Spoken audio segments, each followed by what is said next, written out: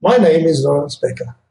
I'm by profession a lawyer, and I'm in private practice in Jerusalem. I have actually a large number of other interests.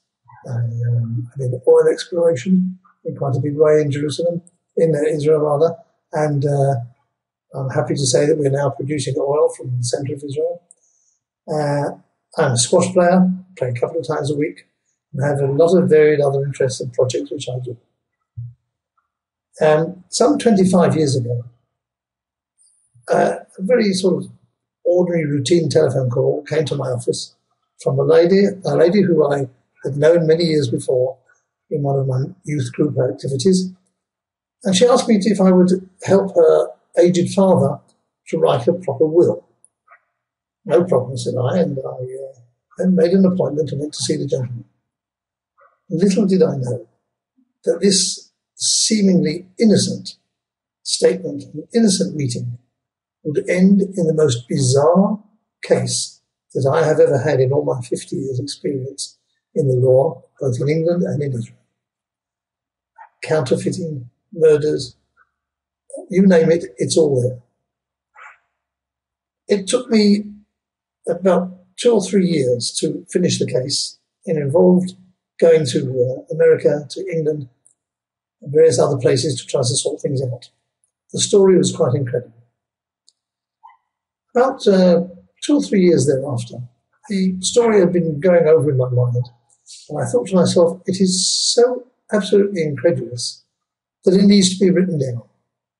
One of my reserve duty stints of the army, I had some spare time. I took with me all the correspondence, all the paperwork, and I set it out, the whole story in chronological order, with documents, etc., and made it into a story. Of course, the story didn't really have an end, as it would in a proper novel, as everything ties up loose ends after, towards the end of the story, because the loose ends, in fact, were not tied up. And I made it into a story, and there it sat for a couple of years, until one day, Hank, that's the co-author, in fact the main author of this book, appeared in my office and needed to sign something with another gentleman in front of me in my capacity as a notary.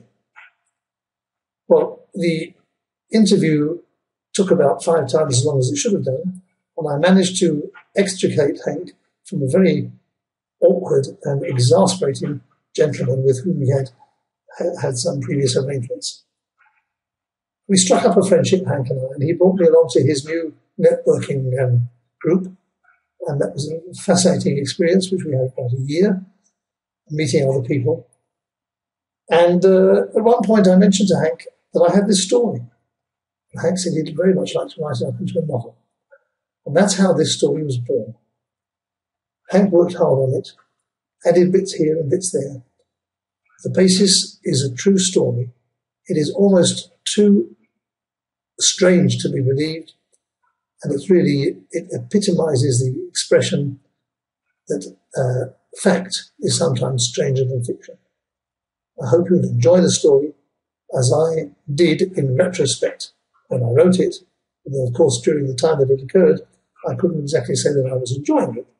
But it comes out as a lovely story, and I do wish that you enjoy it and pass on the word to other readers. Thank you.